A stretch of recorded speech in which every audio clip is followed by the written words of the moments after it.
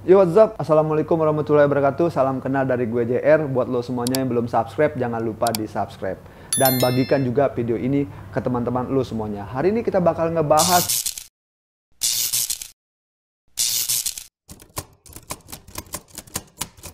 karena baru-baru ini melebar luas rumor di luar sana dan propaganda di luar sana bahwa ada kemungkinan Anies Baswedan bakal gagal nyapres di tahun 2024. Hal tersebut didasarkan dari teori konspirasi yang saat ini sedang ramai di media sosial bahwa di tahun 2024 nanti hanya akan ada dua kandidat. Bisa jadi itu kandidat pertama Anies Baswedan dengan Caimin, kandidat yang kedua Prabowo dengan Ganjar atau Ganjar dengan Prabowo.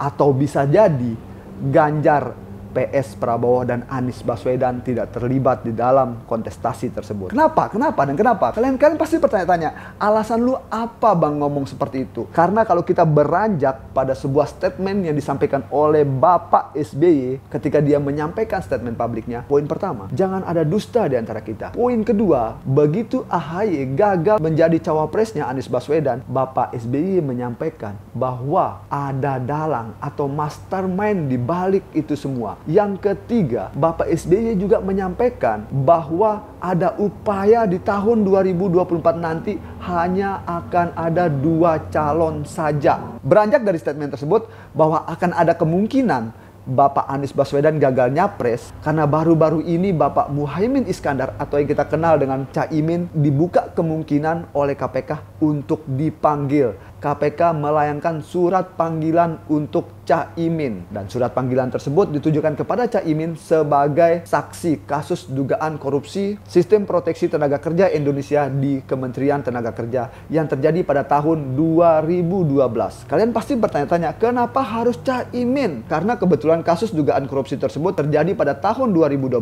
karena Bapak Caimin saat itu menjabat sebagai menteri, akhirnya Bapak Caimin dipanggil sebagai saksi. Dalam kasus dugaan korupsi tersebut, KPK saat ini sudah mengantongi 3 tersangka, 2 dari ASN dan 1 dari swasta. Oke, mari kita bahas lagi.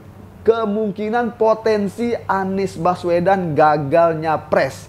Oke, saya akan beranalogi. Bagaimana seandainya jika 3 hari atau 2 hari sebelum pencoblosan tiba-tiba status Caimin yang saat ini sebagai saksi dalam kasus dugaan korupsi berubah menjadi tersangka. Karena saya bukan pakar hukum, karena saya juga tidak terlalu mengerti hukum, akhirnya saya menemukan sebuah referensi dari hukumonline.com. Oke, di sini saya bold dan kita baca sama-sama. Apakah KPK berwenang menetapkan saksi menjadi tersangka? Salah satu tugas KPK berdasarkan pasal 6 huruf C Undang-Undang Nomor 30 Tahun 2002 tentang Komisi Pemberantasan Tindak Pidana Korupsi Undang-Undang KPK adalah melakukan penyelidikan, penyidikan, dan penuntutan terhadap tindak pidana korupsi. Pada praktiknya, seseorang yang awalnya hanya sebagai saksi dalam suatu kasus bisa dituntut juga sebagai tersangka dalam kasus yang sama, tetapi berkasnya yang baru.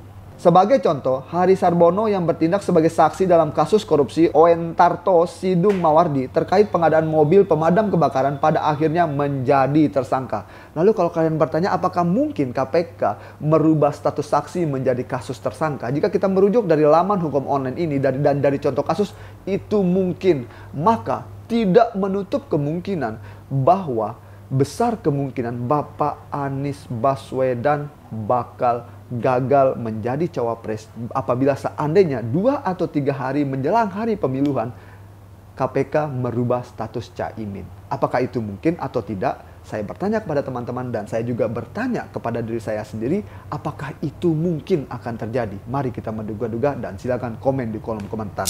Kalian pasti bertanya-tanya, apakah Caimin hari ini datang memenuhi surat panggilan KPK? Saya kutip dari laman detik.com ya teman-teman. Judulnya itu Caimin tak hadiri panggilan KPK sebagai saksi hari ini. Kita baca yang sudah saya bold saja. Jaisul mengatakan Caimin menghadiri acara pembukaan Mustabak Tiwatil Quran sedunia di Banjarmasin, Kalimantan Selatan sebagai Wakil Ketua DPR RI. Ia menyebutkan agenda itu sudah lama disampaikan ke Caimin. Kenapa saya bilang hal ini sekarang sedang rame-ramenya dibahas dan rame-ramenya teori konspirasi di luar sana sedang berkembang? Hal tersebut saya kutip dari laman Tribun, teman-teman. kita reaksi sama-sama. Di situ juga disampaikan oleh Bapak Rocky Gerung ya teman-teman. Judul videonya itu Rocky Gerung sebut duet Anies Caimin skenario Jokowi, upaya jegal Anies dalam Pilpres 2024. Wow. Dari judulnya saja sudah mengandung propaganda ya teman-teman. Apakah dalam proses pemanggilan Caimin ada konspirasi, ada upaya pencegalan? Silahkan di komen. Ini baru dari judulnya aja udah bikin merinding, Cok. Rocky Gerung sebut duet Anies Caimin skenario Jokowi, upaya cegal Anies dalam Pilpres 2024. Apa gue bilang tadi? Karena saat ini di media sosial sudah ramai berkembang soal isu ini.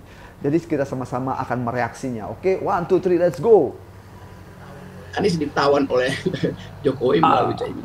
Pengamat politik Rocky Gerung merespons wacana duet antara Anies Baswedan dan Caimin di Pilpres 2024. Menurut Rocky Gerung, wacana tersebut merupakan bagian dari skenario dari Presiden Jokowi, di mana menurutnya Presiden Jokowi akan memanfaatkan Caimin untuk mengendalikan Anies Baswedan. Hal itu diungkapkan Rocky Gerung dalam channel YouTube pribadinya pada Jumat 1 September 2023. Sementara SBY, di dalam pikiran SBY, AHY itu at all cost mesti ada dalam peredaran politik. Jadi SBY sebetulnya berpikir bahwa apapun AHY mesti ada di dalam putaran politik. Karena kalau dia tidak ada dalam putaran politik 2024, itu akan lenyap di 2029.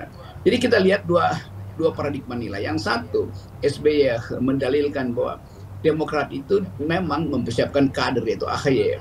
Sementara Nasdem memang nggak ada kader, maka diambil Anies. Jadi orang yang nggak punya kader, cara berjuangnya juga nggak maksimal kan.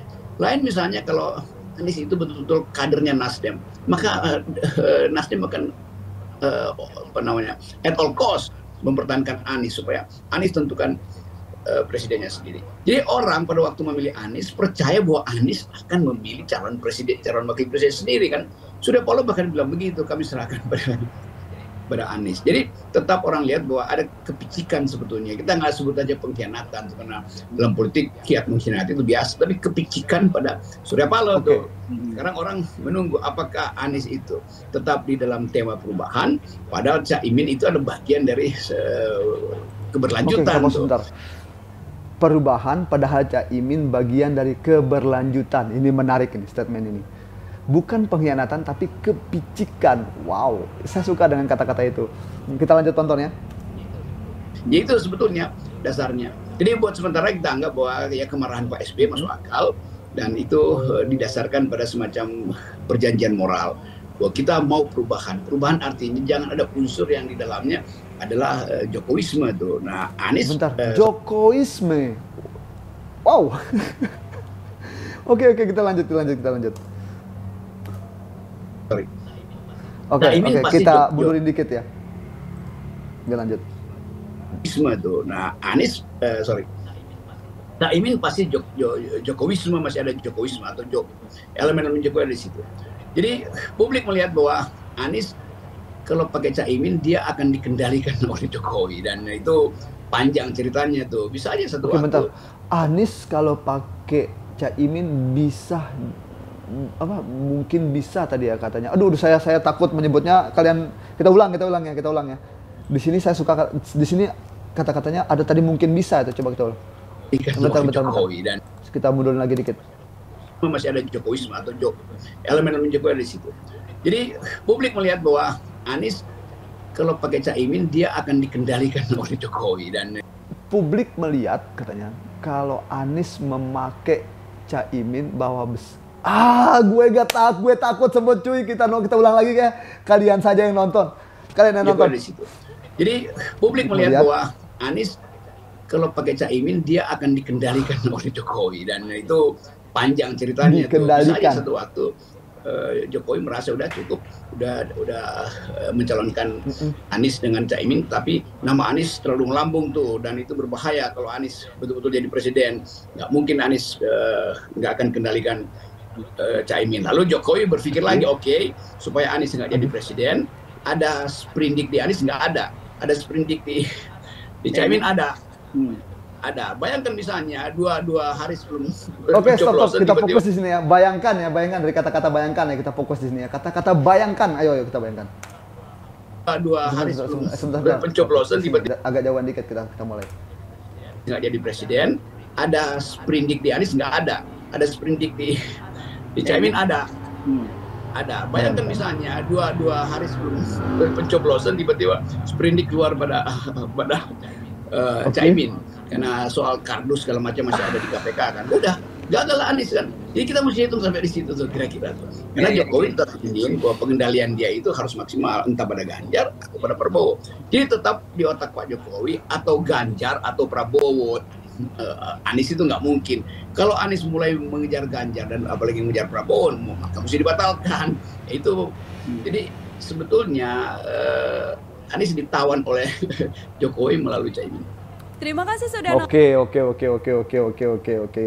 Wow. Gue takut mengulang kata-kata tadi, gue takut salah kata, tapi ada poin yang gue bisa dapat di situ bahwa bayangkan apabila seandainya 2-3 hari sebelum pemilihan presiden dan akhirnya Caimin dipanggil oleh KPK. Apakah itu mungkin teman-teman? Dan di situ tadi ada kata-kata pengendalian, ada gue gak enak sebut. Yang pasti gimana pendapat kalian tadi soal analisis soal pendapat Bapak Rocky Gerung. Tadi Bapak Rocky Gerung juga sempat menyinggung soal Bapak SBY, menyinggung soal Pak Jokowi, dan di situ juga disebut ada upaya pengendalian, dan di situ juga ada disebut upaya pencegahan. Ini semuanya adalah teori-teori. Bahkan saat ini di media sosial sudah sangat berkembang teori-teori ini. Jadi menurut teman-teman semuanya, apakah mungkin di tahun 2024 nanti kita tidak melihat Bapak Anies Baswedan atau kita akan melihat Bapak Anies Baswedan? Silakan komen. Anies Baswedan, Caimin, atau Prabowo Ganjar, atau Prabowo PS Ganjar saja. Kalau kita beranjak dari statement Bapak SBY bahwa nanti di tahun 2024 kita hanya akan memilih 2 kandidat saja. Kira-kira yang mana tuh guys?